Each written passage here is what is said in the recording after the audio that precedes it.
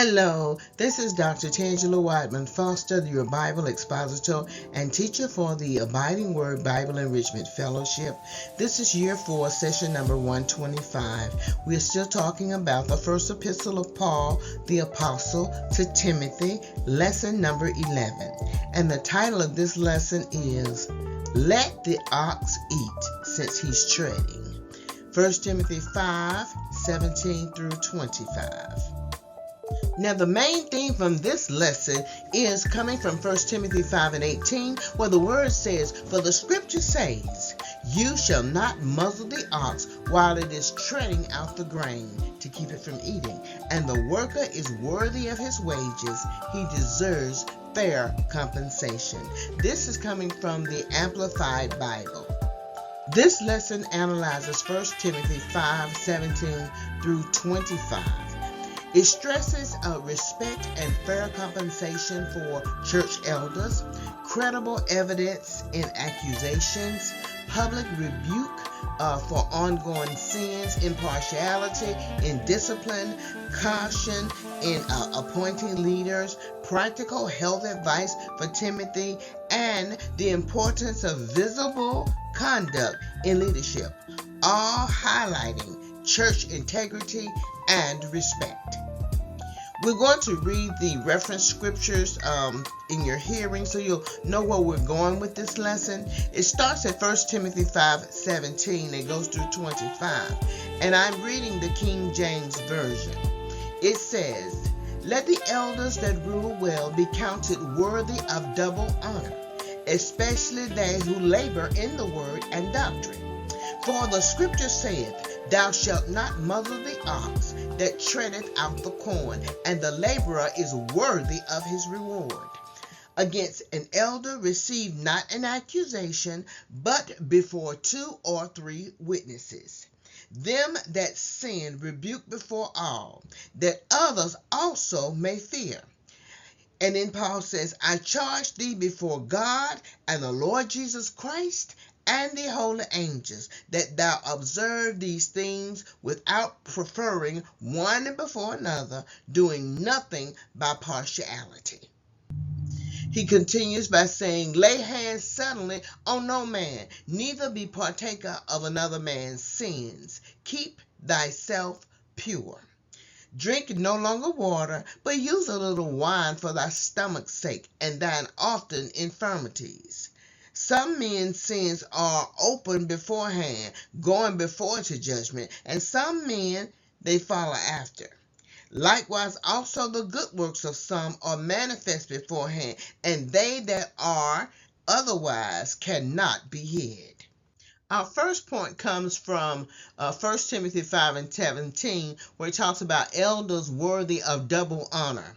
It says, Let the elders that rule well be counted worthy of double honor, especially they who labor in the word and doctrine.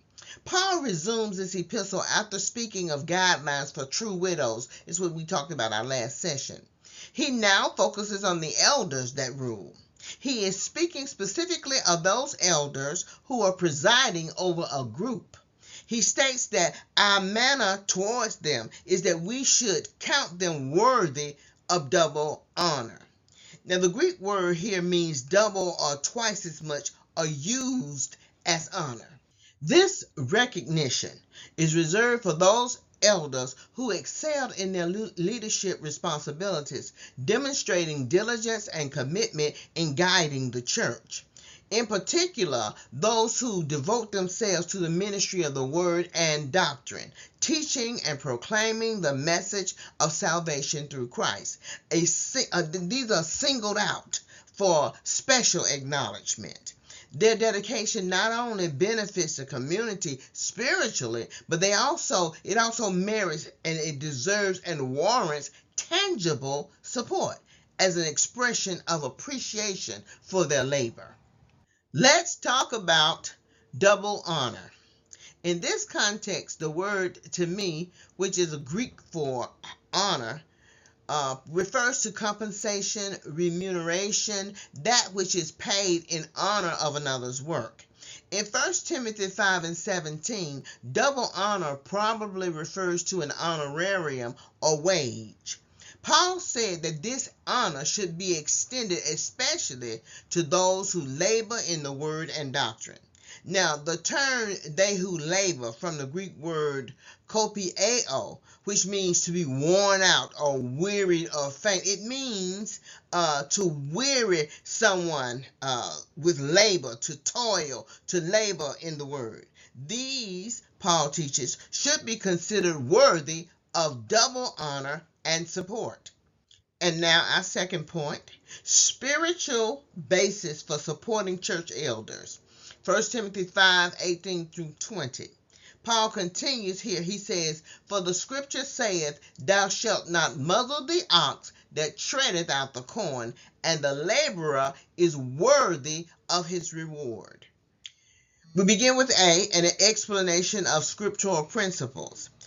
These passages highlight the importance of providing fair and appropriate compensation for those who serve faithfully. The first reference, "you should not muzzle the ox while it is treading out the corn," draws from agricultural practices, illustrating that workers, just like oxen, should not be deprived of the benefits of their labor.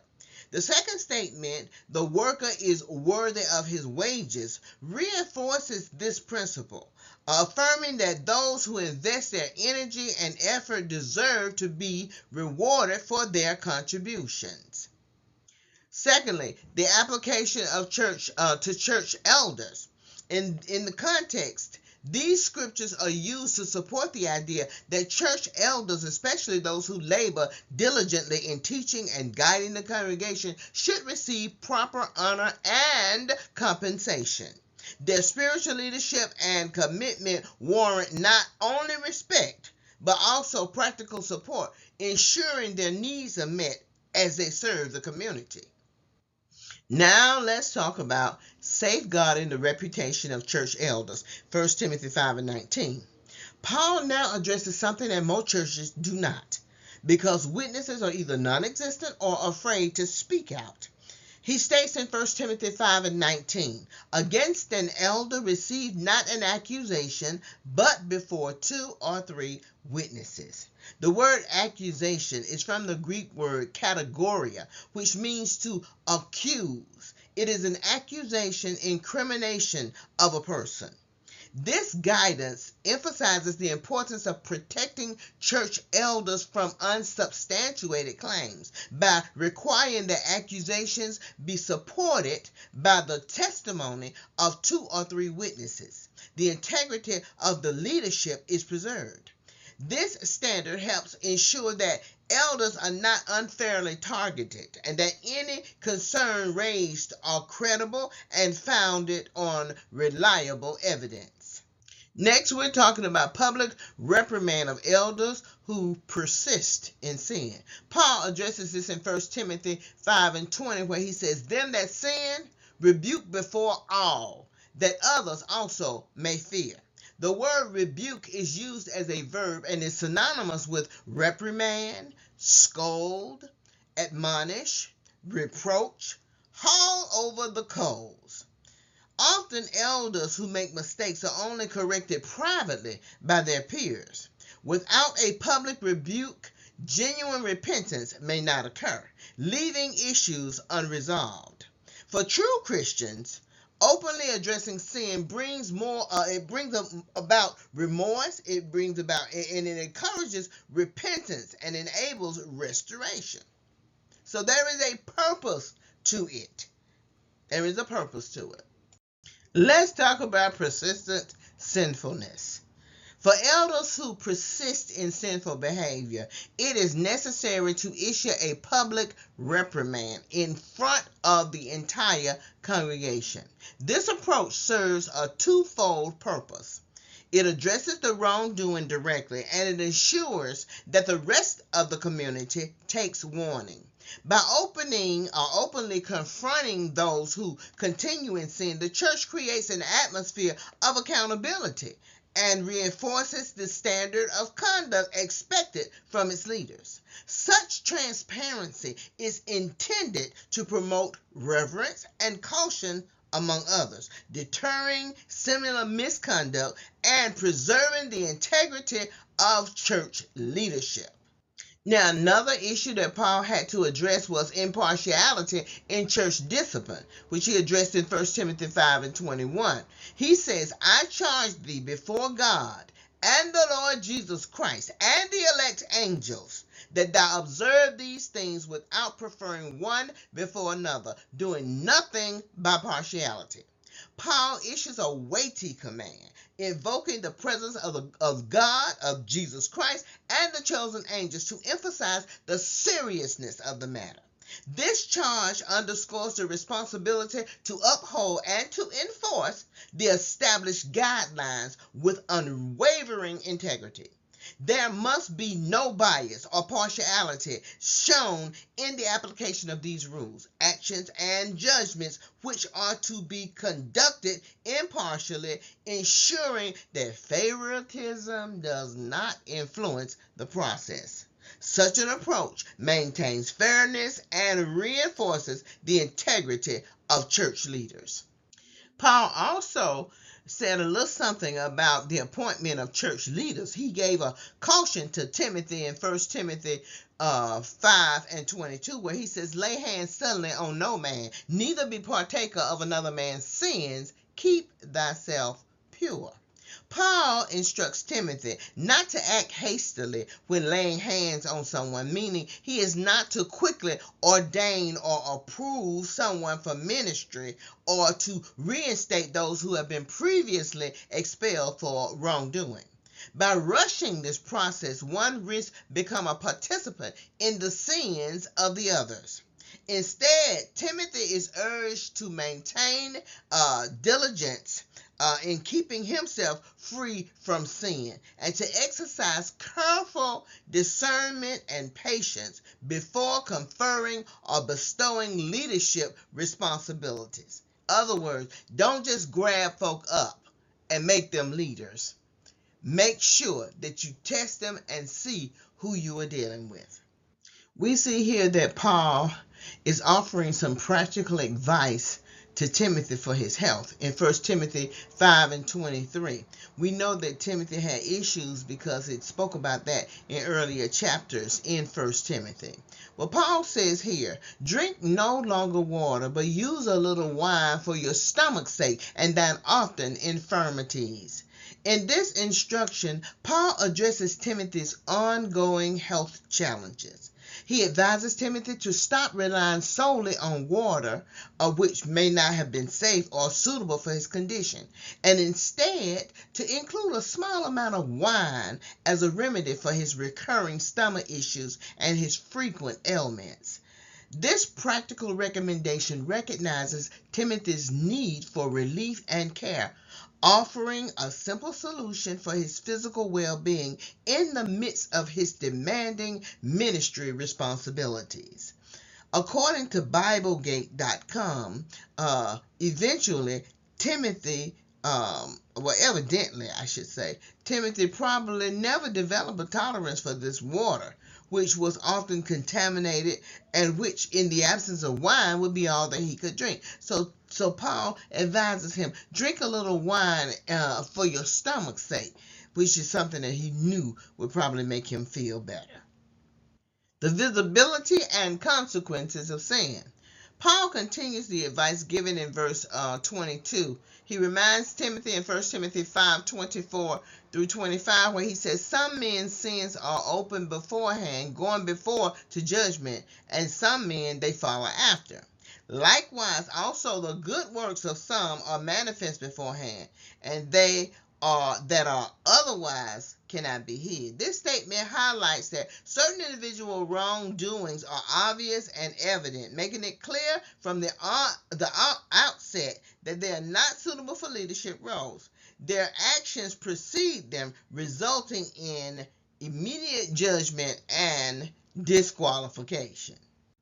Yet, in contrast, other people's sins remain concealed for a time and only become apparent later, following after them and eventually coming to light. This serves as a reminder that not all faults are immediately recognizable, and careful discernment is required when evaluating someone's suitability for ministry or leadership. Paul further emphasizes that just as some sins are clearly visible, so too are many good works. The positive actions and upright character of individuals often stand out and are recognized by others in the church. Even when good deeds are not immediately obvious, they cannot remain hid forever. In time, the truth of a person's actions will be revealed. This principle serves as encouragement, and genuine goodness and faithful service will ultimately be acknowledged, supporting the need for careful discernment and evaluating potential leaders and members within the church. And so, in conclusion, the lesson provides a detailed explanation of 1 Timothy 5:17 through 25, emphasizing first the importance of honoring church elders who labor in teaching and doctrine with double honor and fair compensation.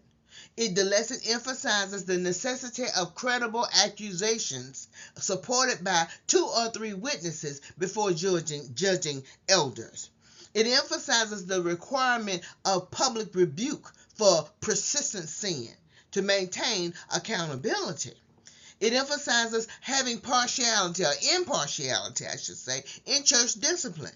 Everybody should be treated the same.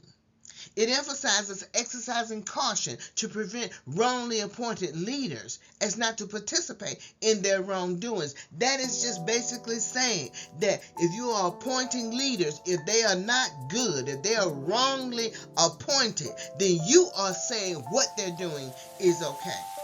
This lesson also emphasizes practical help advice that Paul gave to Timothy. It emphasizes the visibility and the consequences of sin and good works as criteria for leadership suitability, all highlighting the integrity and respect required in church leadership. All right. Now it is time for us to engage in our discussion opportunities. We have 3 different questions here, and I'm asking everyone who will chime in when we open up the mics, and we're just gonna, just talk a little bit. First of all, the first question is, why do some people feel like a minister should do everything for free when the Bible clearly says that they should be honored and compensated? Number 2, so many times people are chosen to lead by their availability instead of their qualifications. Name some of the downfalls with this error in judgment. Thirdly, why do some churches shun open rebuke over hidden tolerance, as the latter will cause eventual chaos as it is unchecked corruption in the body of Christ? So I'm going to go now and open up the portal so everyone that would like to chime in can chime in. So get ready to chime in.